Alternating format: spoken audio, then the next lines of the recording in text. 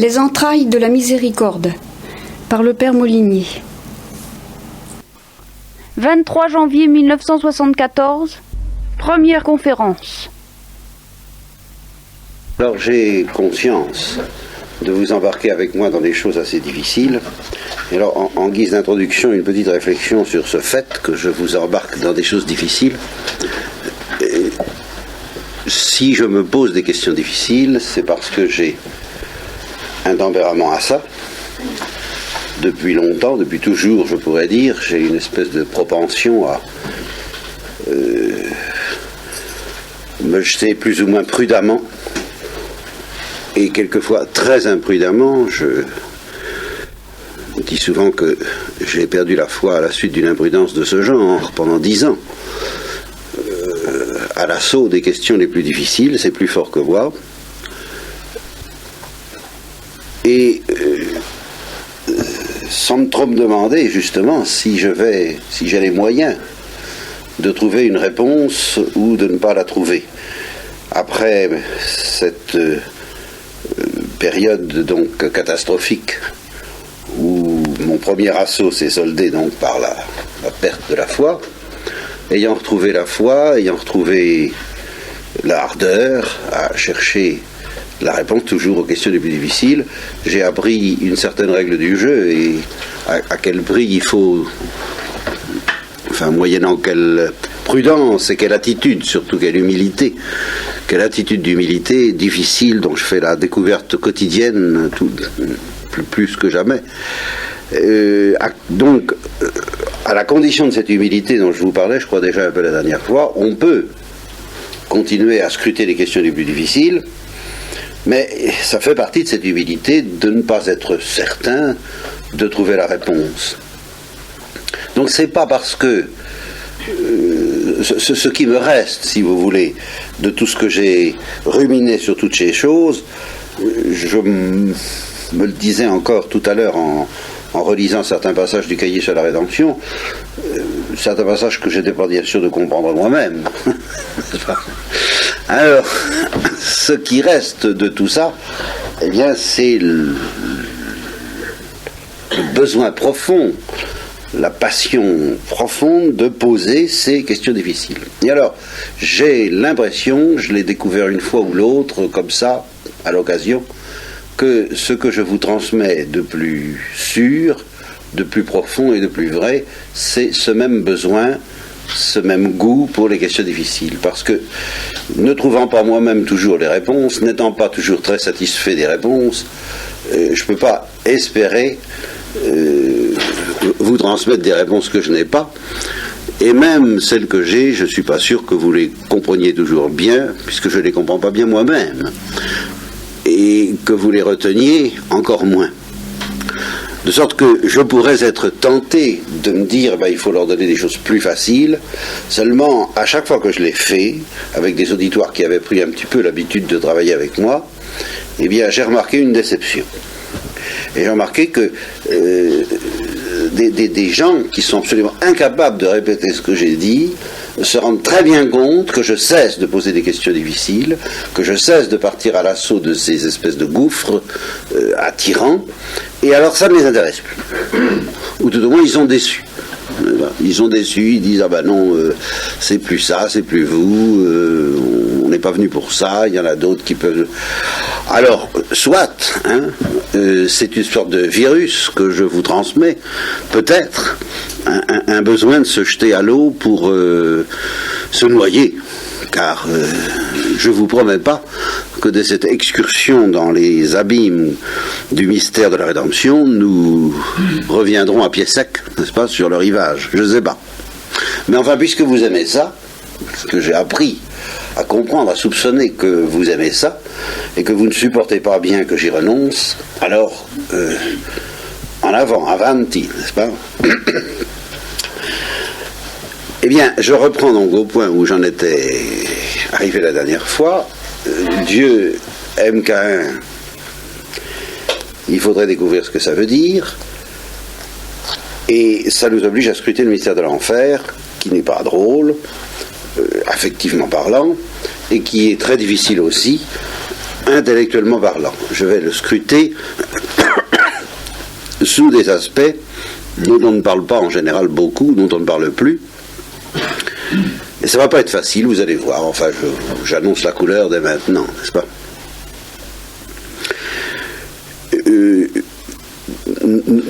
Une dernière précaution avant de partir, n'est-ce pas? Avant de donner le signal du starter, du départ.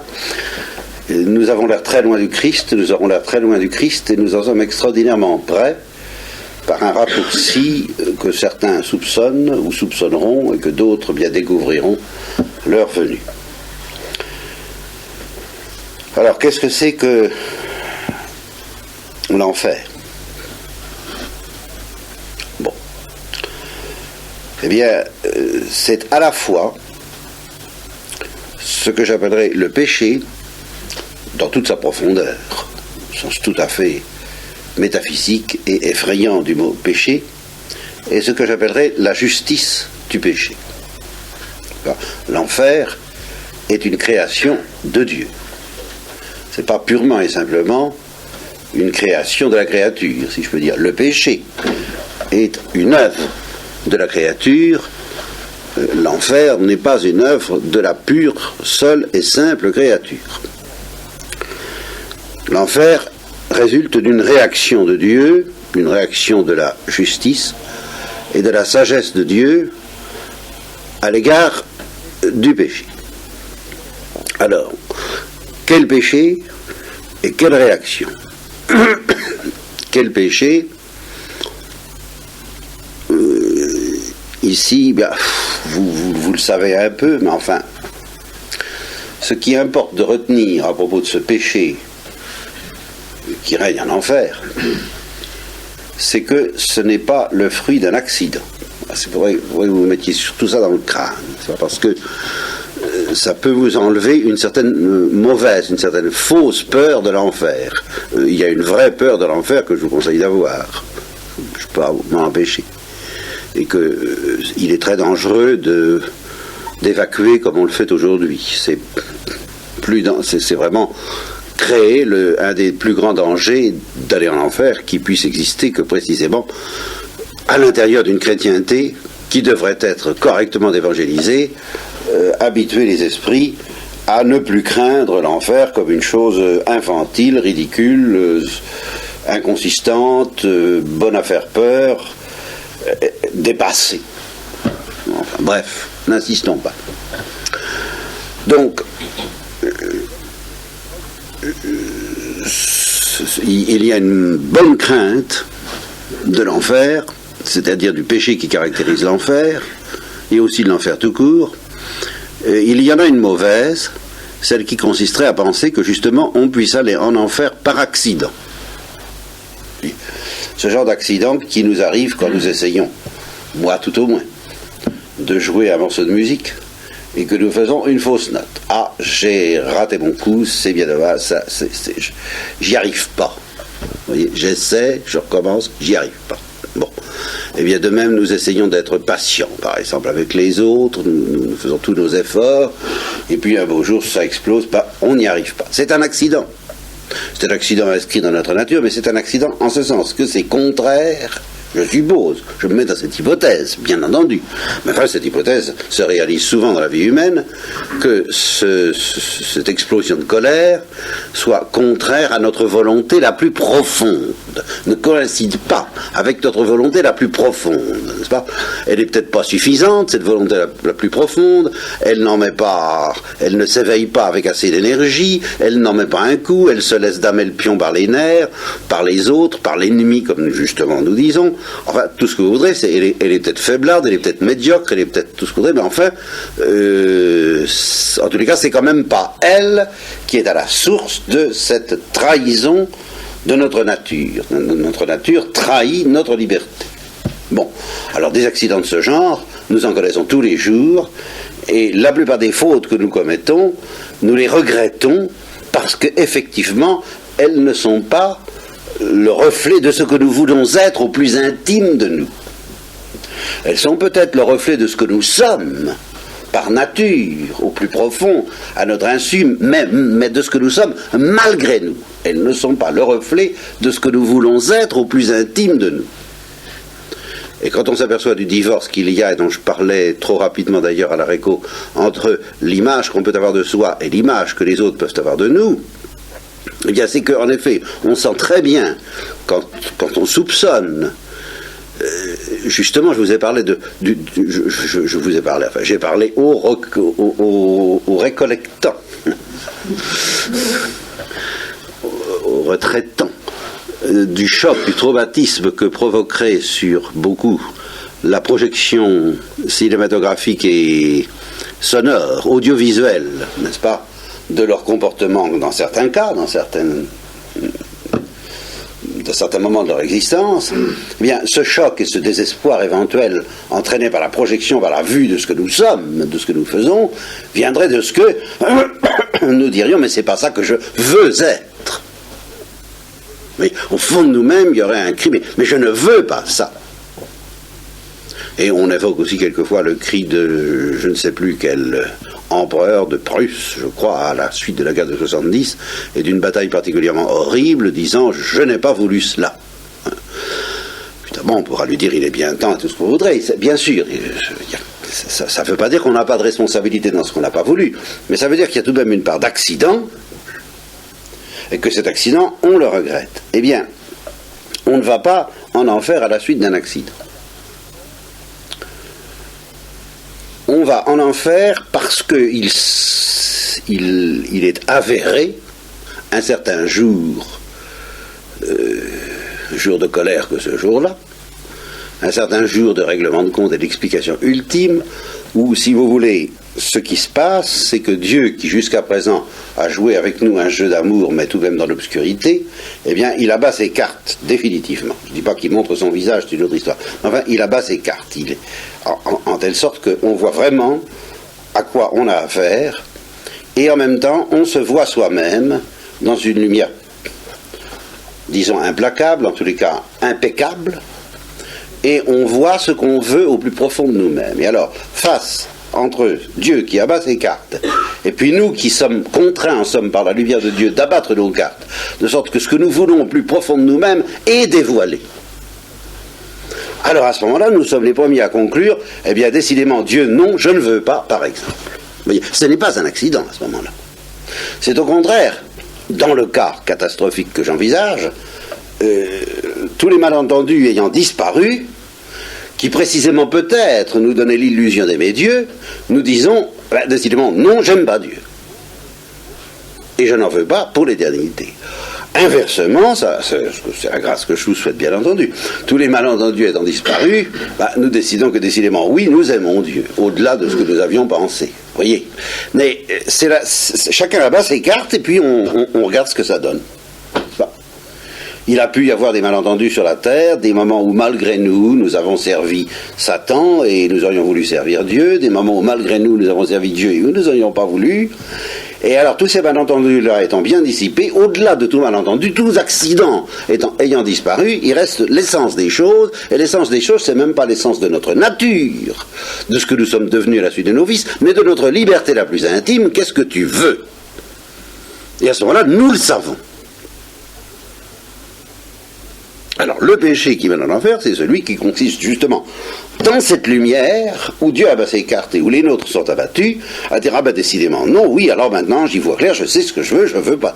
Je veux absolument pas de Dieu et pour l'éternité. À ce moment-là, voilà, le péché qui est celui de l'enfer. C'est un péché, bien entendu. C'est le péché par excellence. C'est la révolte libre de la créature, sans malentendu, sans accident. Alors, je vous disais, en enfer, il n'y a pas que le péché, il y a aussi une réaction de Dieu à l'égard du péché. Eh bien, en quoi consiste cette réaction? Première réaction, premier aspect de cette réaction, c'est le fond de tout, ça, c'est le respect. Il faudrait que vous compreniez bien ça. Parce que ça, c'est le fond de l'affaire. Et c'est précisément là où on pourrait reprocher à Dieu d'aller si loin, mais c'est là où Dieu peut nous demander, explique-moi comment je fais une fleur, et je te répondrai pourquoi je vais si loin. En tout cas, c'est comme ça. Et c'est justement ça qui est terrible. Devant une volonté libre, devant une liberté qui, tout malentendu écarté, décide que décidément non, elle ne veut pas de Dieu, eh bien Dieu lui dit, comme le dit Lewis, que ta volonté soit faite. Oui, et là c'est une réaction de Dieu, celle-là. Ce n'est plus la réaction de la créature. C'est pour ça que Lewis dit, il y a ceux qui disent à Dieu que ta volonté soit faite, et ceux à qui Dieu dit que ta volonté soit faite. Il y a un moment où Dieu cesse de nous faire la guerre d'amour par laquelle il a essayé de nous convertir et d'obtenir de nous certaines choses. Il y a un moment où il cesse. Non pas parce qu'il en a plein le dos, vous pensez bien que la patience de Dieu est infinie, et que lui, il ne s'arrêtera pas comme ça, mais je réponds, par respect. Parce qu'il faut qu'un jour vienne où Dieu dit que ta volonté soit faite. Tu ne veux pas de moi, c'est clair, tous les malentendus sont écartés, là, tous les comptes faits, l'addition étant faite, et c'est pas une addition qui penche à 0,5% par hasard du mauvais côté au lieu de pencher par hasard du bon à 0,5%, non, c'est une addition dans laquelle tu dis toi-même au total, eh bien non, eh bien, moi, Dieu, je m'incline. Je ne suis pas impuissant, je pourrais t'anéantir, je pourrais même te convertir, maintenant encore. Mais dans ma sagesse, j'ai décidé qu'il n'était pas sage de ne pas respecter plus longtemps ta liberté. Que désormais, la seule sagesse d'amour que je puisse et que je doive t'offrir, c'est de respecter ton refus. Qui, du même coup, de part, alors là, la décision divine devient efficacement éternelle. Voilà. Alors, troisième réaction de Dieu, c'est à laquelle vous m'attendez peut-être au coin du bois, les châtiments. Hein, c'est là où ça n'est pas si simple que ça. Les théologiens distinguent deux sortes de châtiments. Alors, la distinction classique des théologiens va vous réserver, je crois, quelques surprises. Je voudrais que vous fassiez très attention. On distingue la peine du dent et la peine du sens. Alors c'est des mots dont on n'entend plus parler, donc certains n'ont jamais entendu parler parmi vous, et ceux qui en ont entendu parler ne savent sûrement pas ce que ça veut dire. Parce que, allons-y très simplement pour éveiller votre attention, avec la peine du dent, on ne souffre pas. Vous mettiez bien ça dans la tête. Avec la peine du dent, on ne souffre pas. Qu'est-ce que c'est donc que la peine du dent ? C'est tout simplement la conséquence homogène et juste de ce refus éternellement respecté, de ce refus devenu définitif et devenu éternellement respecté, à savoir, eh bien, la privation de toute la béatitude que Dieu désirait offrir à l'intéressé. Voilà, ce n'est rien d'autre que ça, la privation éternelle de toute la béatitude que Dieu se proposait d'offrir à l'intéressé.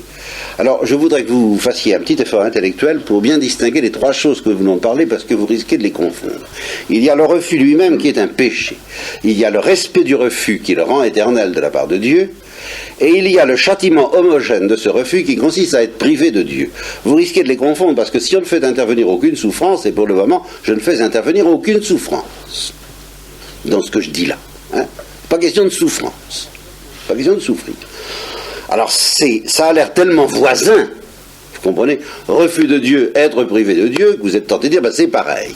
Alors qu'il y a un abîme qui sépare les deux choses, et que si vous n'avez pas compris ça, je vous le dis comme ça, là, en coulisses, et en douce, en plein exposé, vous ne pourrez rien comprendre au mystère du Christ. Pourquoi ? Parce que, comme vous le verrez, j'annonce la couleur dès maintenant pour éveiller votre attention et votre intérêt, le Christ connaîtra quelque chose de la peine du dent, alors que, naturellement, il ne connaîtra rien du refus, étant donné que le Christ est impeccable. Vous comprenez ?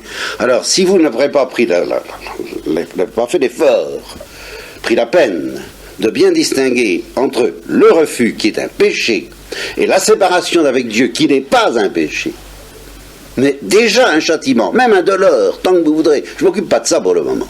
Vous voyez, je ne m'occupe absolument pas de la question de la douleur. Je suppose que ce soit parfaitement indolore. Et il existe un cas où c'est parfaitement indolore dans la tradition de Saint-Augustin, c'est celui justement des enfants morts sans baptême, qui pour Saint-Augustin, dont je lui laisse la responsabilité de cette doctrine, mais c'est pour vous donner un exemple, c'est pour éclairer vos esprits. Bon, pour Saint-Augustin, les enfants morts sans baptême sont privés de Dieu pour l'éternité, ils n'en souffrent pas. Voilà, donc ça, séparez-moi bien. Ça c'est difficile, n'est-ce pas? La privation de Dieu avec la souffrance, et distinguer bien le péché du refus avec la privation de Dieu. Car si on va dans la logique des choses, le pécheur ne veut absolument pas la diminution de... Enfin, ce que ça représente d'inconvénient pour lui d'être privé de Dieu, c'est pas ça qu'il veut. Et comme nous le verrons même, s'il voyait ce qu'il perd, alors là, il souffrirait. Mais il ne voit même pas ce qu'il perd. Mais il ne souhaite pas le perdre, c'est pas ça qu'il refuse. Il refuse pas tous les agréments qui résulteraient pour lui de la possession de Dieu, il refuse pas ça. Non, il refuse c'est un certain aspect du visage de Dieu qui est essentiel à Dieu et dont il ne veut pas. Bon, lequel, c'est pas l'heure d'en parler, mais c'est comme ça. Il y a un certain aspect du visage de Dieu qu'il refuse. Mais toutes les satisfactions... Vous comprenez, Dieu étant simple, c'est un peu tout rien. Je prendrai une comparaison, quoi. Vous avez quelqu'un, il est charmant par certains côtés, et il est détestable par d'autres. Il est très désagréable par d'autres bouts. Alors, vous êtes constamment à lui dire, moi, vos qualités, j'en veux bien, mais vos défauts, j'en veux pas. Alors, vous avez entendu, mais enfin, au total, est-ce que je prends le train ou est-ce que je le prends pas, hein? Je viens ou je viens pas? Vous voyez, tous les malentendus, une fois liquidés entre vous et moi, étant bien clair que j'ai tel défaut et telle qualité que je les aurai pour l'éternité d'ailleurs, pendant qu'on y est, puisqu'il s'agit de Dieu, hein. Bon, alors qu'est-ce que vous voulez? Et finalement, eh bien vos qualités, oui, mais très bien, mais, seulement mes défauts, vous n'en voulez pas. Bon, d'accord, seulement, c'est à prendre, n'est-ce pas? C'est comme un lot commercial, n'est-ce pas? Vous prenez tout ensemble ou vous prenez rien. Voilà, hein? À parler, comme disait les théologiens, simplicitaire, est-ce que tu veux de moi ou est-ce que tu veux pas de moi? Tous les comptes étant bien faits. Alors justement, le refus porte sur Dieu en tant qu'il a des défauts aux yeux de celui du pécheur, n'est-ce pas? Le pécheur le trouve imbuvable sur certains angles, ce Dieu. Et alors tout qu'on le fait, il décline non, ça finalement non. Voilà, voyez-vous, malgré le plaisir que j'aurais vraiment à entrer en communication avec vous, Seigneur, eh bien, je trouve que quand même la note à payer est trop désagréable et je préfère rester, comme les personnages de Lewis, dans une pieuse et noble et grande et digne résignation, n'est-ce pas? Ne pas vous connaître, hélas, nourrir une grande nostalgie. Je garderai de vous un très bon souvenir sur certains angles, mais enfin, je préfère que nous nous séparions à jamais. Bon, alors, c'est tout de même pas tellement compliqué, ce que je veux dire. Le refus, c'est vraiment porte sur Dieu en tant qu'imbuvable aux yeux du pécheur, mais le châtiment, la peine du dent, même à supposer qu'elle soit indolore, consiste à être privé de tous les côtés agréables de Dieu. Forcément, on a dit au revoir, et c'est l'histoire de Bonjour Tristesse, qui représente assez bien cette histoire-là, ce roman très oublié d'une romancière classique de je ne sais plus quel siècle, enfin le 20e, je crois.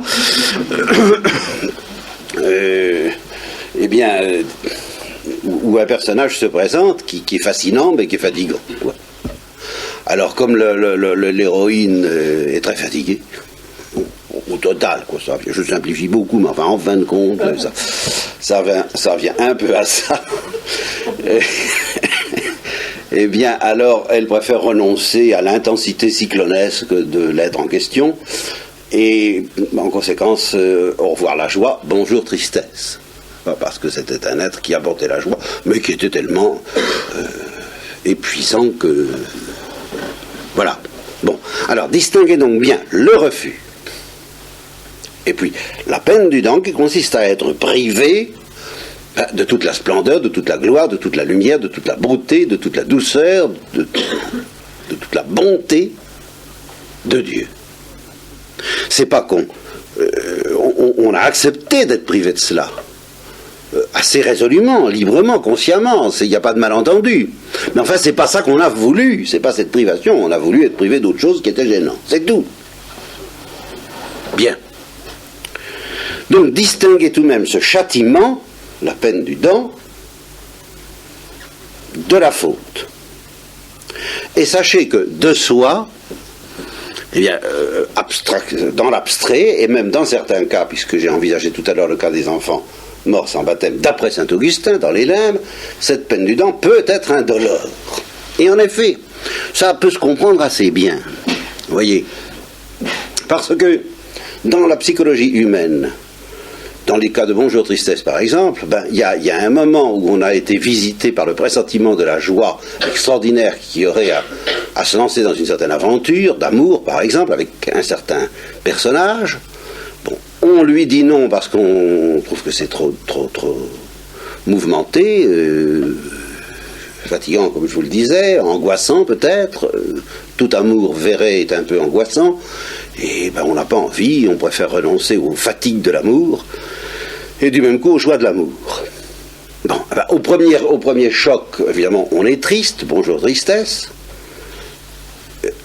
mais au bout d'un certain temps, on risque d'oublier, on risque justement terriblement, le moment le plus dangereux de cette situation, c'est le moment où on n'en souffre plus, et normalement, au point de vue humain, on peut en arriver là. Et à ce moment-là, on est privé plus que jamais, s'il s'agit par exemple de la joie de Dieu, ou même s'il s'agit d'une joie humaine, on est privé plus que jamais, au moment où on n'en souffre plus, de celui dont on s'est séparé. Tant qu'on en souffre, on n'est pas complètement séparé. Et quand on n'en souffre plus du tout, on est vraiment séparé. Et c'est ça la peine du dent dans toute sa profondeur. Et Dieu pourrait très bien dire à ceux qui ne veulent pas de lui, eh bien, soit tu n'en souffriras pas. C'est une question que j'ai déjà ventilée avec vous, je crois, et j'y reviendrai peut-être. Enfin, mais pour le moment, je me mets dans cette perspective, si vous voulez. Je ne veux pas... je vous demande la permission, provisoirement, de ne pas m'interroger sur les motifs qui, de toute façon, me dépassent, pour lesquels Dieu ajoute une peine du sens, c'est-à-dire une conscience douloureuse, à la peine du dent. Je vous fais remarquer que de soi, normalement, la peine du dent est d'autant plus parfaite comme peine du dent qu'elle est indolore. Ce serait le moment où on a complètement perdu tout souvenir de cette joie, où on ne la regrette plus, où on ne la désire plus, où on n'en a plus le moindre envie. Eh bien, on est plongé plus que jamais, on est mort. Psychologiquement et spirituellement à cette joie plus que jamais, et c'est justement seulement quand on n'en souffre plus qu'on y est vraiment mort.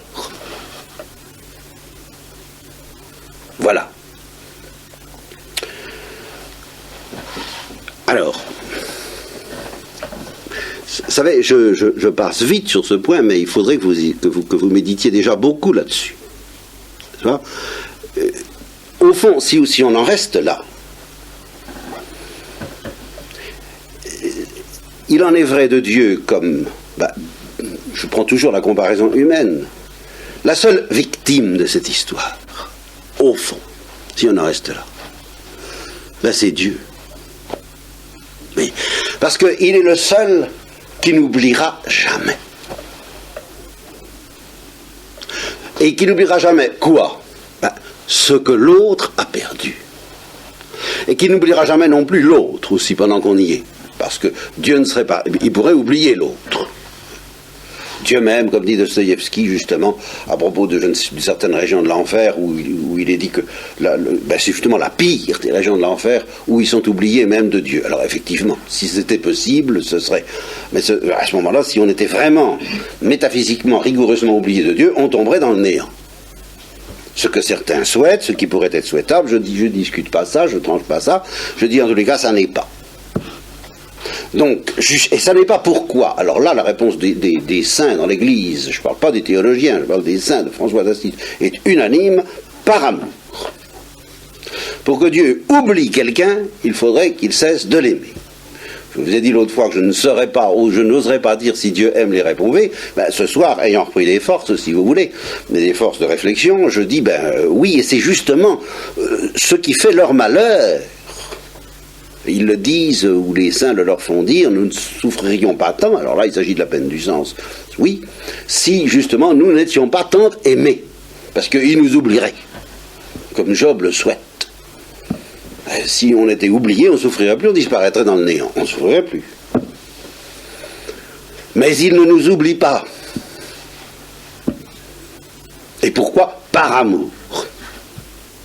Une drôle de façon d'aimer les gens, je n'en discuterai pas ce soir, je vous expose les faits d'après la doctrine chrétienne. Donc Dieu est absolument incapable d'oublier quelqu'un. Voilà, ça, Dieu est incapable. Et d'oublier une de ses créatures, c'est ce qu'il dit à Jonas, qui lui oublie très tranquillement Ninive, n'est-ce pas? Dans 40 jours, Ninive sera détruite, et on n'en parlera plus, on sera bien tranquille, on pourra enfin penser à vous, mon Dieu, n'est-ce pas? Voilà. Dieu dit, oui, pour toi c'est commode, mais moi je peux pas. C'est ça qui est extraordinaire, voyez. Toi tu peux oublier Sodome et Gomorrhe, tu peux oublier tout, moi je peux pas. Moi j'y arrive pas. Et c'est justement pour ça, comme je vous l'ai déjà dit, que cet amour de Dieu incompréhensible et fou, qui n'oublie pas, qui ne peut pas oublier, prête à Abraham son génie et son instinct contre lui-même, sous l'aspect où il s'apprête à exterminer Sodome et Gomorrhe. Eh bien, Abraham lui dit non, ne les oublie pas. Pourquoi? Parce que le Saint-Esprit prête à Abraham quelque chose de l'impuissance de Dieu. Dieu prête donc à Abraham quelque chose de son impuissance à oublier, et il en est de même pour Moïse. Oui, c'est ça. C'est ça que j'avais en tête. Je dis que pour Moïse, lorsque Dieu dit à Moïse, laisse-moi, on va oublier ce peuple. C'est toujours la même chose. On va les laisser tomber. Et Moïse dit non, tu ne peux pas faire ça. Tu ne peux pas faire ça. Tu ne peux pas l'oublier. Et Moïse atteint Dieu à la prunelle de l'œil parce qu'en effet, il est guidé par le Saint-Esprit pour savoir que Dieu ne peut pas. Il ne peut pas oublier. Il peut oublier personne. Bon. Et n'oubliant personne, respectant son refus, et par ce respect le rendant éternel, Dieu ne pourra jamais oublier ce que l'autre a perdu. Voilà. Et alors c'est ici que j'en arrive à mon paradoxe. La seule chose que je voudrais vous dire ce soir, ou presque, parce que si vous arrivez à la comprendre, ça se balade dans des régions suffisamment profondes et suffisamment folles de témérité théologique pour que ça nous suffise. Hein? On aura bien travaillé. Dieu seul sait ce que c'est que l'enfer. Les damnés ne le savent pas. Voilà. Parce qu'on va pouvoir se poser la question, que j'ai voulu écarter et que nous poserons qu'en partie, parce que je ne veux pas savoir, mais enfin, ils souffrent quand même, les damnés, et pourquoi une peine du sens? Bon. Je laisse de côté la question pourquoi une peine du sens. J'admets qu'il y ait une peine du sens. J'admets que cette peine du sens soit intolérable, tout ce qu'on voudrait, tout ce qu'on a pu décrire sur l'enfer. Admettons tout ça sans pour le moment nous demander pourquoi. Je dis même dans ce cas, en multipliant les souffrances des damnés par des millions et des milliards, si vous voulez, alors qu'au contraire saint Thomas d'Aquin dit qu'il les atténue autant que possible, c'est bizarre, mais c'est comme ça. Hein? Bien. Mais à supposer que vous les multipliez par des milliards, ces souffrances, les damnés ne sauront jamais ce que c'est que d'être damnés. Oui, voilà mon paradoxe. Dieu seul le sait. Pourquoi? C'est un paradoxe très simple. Dieu seul sait ce qu'ils perdent. Voyons.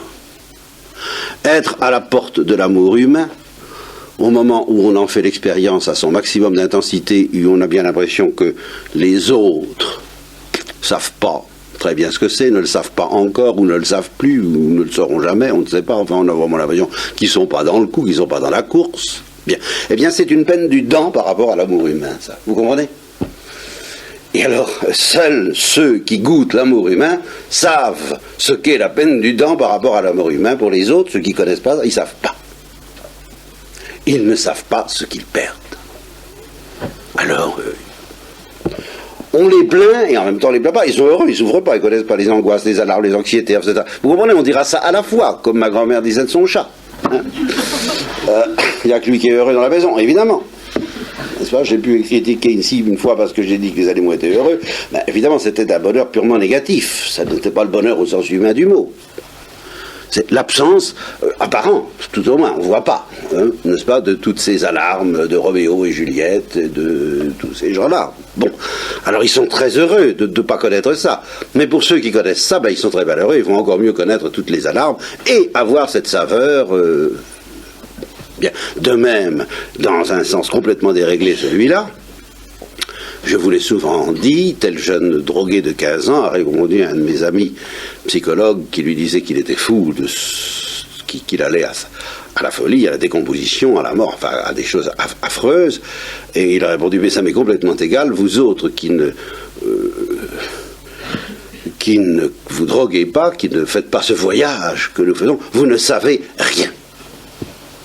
C'est ça, vous êtes condamnés par rapport à nous, par rapport à ce que nous connaissons comme intensité de vie, à la peine du dent. Vous n'en souffrez pas, vous êtes de pauvres malheureux, vous êtes des pourceaux satisfaits, vous êtes bien tranquilles dans votre équilibre, vous ne savez rien, vous ne savez pas ce que vous perdez. Bon, alors toutes ces choses qui sont en partie vraies pour l'amour humain, dangereusement fausses pour la drogue, mais c'est pas si simple et il faudrait y réfléchir. La plus haute synthèse de la vie, comme dit Dostoïevski, à propos de l'épilepsie, précède le moment où l'être se décompose, et c'est pour ça qu'on appelait l'épilepsie le mal sacré du temps de Dostoïevski, et qu'il était entendu que les épileptiques connaissaient quelque chose.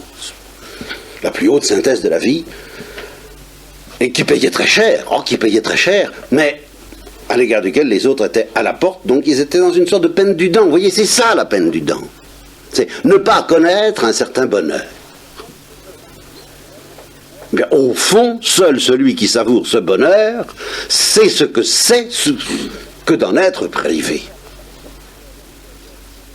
Alors, s'il s'agit d'une créature humaine, il peut tourner le dos et se rendre indifférent et durcir son cœur en se disant ça m'est égal, tant pis pour eux, ce sont des imbéciles, ce sont des bourgeois, ce sont des pharisiens, ce sont des béotiens, ce sont des philistins, ce sont vous voudrez, des crétins, c'est beaucoup d'autres noms du même acabit. Justement, Dieu ne peut pas, Dieu n'a pas cette ressource. Par conséquent, Dieu reste infiniment et éternellement, disons, bouleversé de compassion, de miséricorde, c'est ça les entrailles de la miséricorde de Dieu, devant non pas le fait que les réprouvés souffrent, au contraire le fait qu'ils ne souffrent pas d'avoir perdu une telle chose. Voilà, Dieu seul sait ce qu'est vraiment la damnation ou l'enfer. Et il ne le sait pas dans l'indifférence, ça caractérise le deuxième ou le troisième aspect de la réaction divine en face de ce péché qui mène à l'enfer. C'est pas du tout dans l'indifférence, dans le tant pis pour toi, non, c'est dans ce que la Bible appelle le bouleversement des entrailles de la miséricorde, c'est-à-dire alors là, je n'entrerai pas dans cette zone ce soir, elle est trop difficile à aborder, mais j'irais jusqu'à dire ceci, s'il était possible que le damné se convertisse, et c'est ça qui va nous approcher du mystère du Christ, s'il était possible que le damné se convertisse, mais selon la sagesse divine, ce n'est plus possible, parce que Dieu, la sagesse est là pour avoir dit non, il faut le respecter. Il faut respecter son refus, ça ne serait pas de jeu. Bon. Mais s'il était possible que le damné se convertisse, alors il serait plus aimé que tout autre. Et je dirais, Dieu, à ses yeux, ça vaudrait la peine de créer et de souffrir pour cet être-là. Parce que là, Dieu trouverait un prolongement de la béatitude trinitaire qu'il ne trouve pas en lui.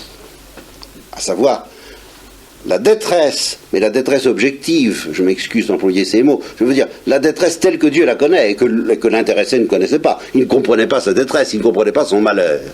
Mais cette détresse que Dieu seul connaît, comblée par la Trinité, par la béatitude, à la suite d'un salut, alors là, Dieu se déchaîne. Et au fond, c'est exactement ce qui est arrivé. J'ai mis ça au conditionnel, mais justement, Dieu a accepté que certains ne soient jamais sauvés, parce qu'il a été fasciné par le sort de quelques-uns, peut-être très nombreux d'ailleurs, mais de quelques-uns qui comprendraient de quelle détresse ils ont été sauvés. Et alors, c'est cette détresse, il faut, ça, là, je commence à bafouiller, hein. Je reprendrai à partir de là la prochaine fois, parce que là, cette fois, c'est fini. Hein. J'entre dans la zone où, cette fois, nous n'y comprenons plus rien, mais d'une manière béatifiante, d'une manière tonifiante, par excès d'intelligibilité et de lumière. Je veux dire que c'est pas la béatitude que Dieu veut lui donner qui attire Dieu, parce que si c'était uniquement cette béatitude-là qui attirerait Dieu, ben il resterait en lui-même. Dieu, il n'a pas besoin d'autres créatures que lui pour être heureux de ce bonheur-là. Non, c'est parce qu'il a été bouleversé de compassion par la détresse en question. C'est ça.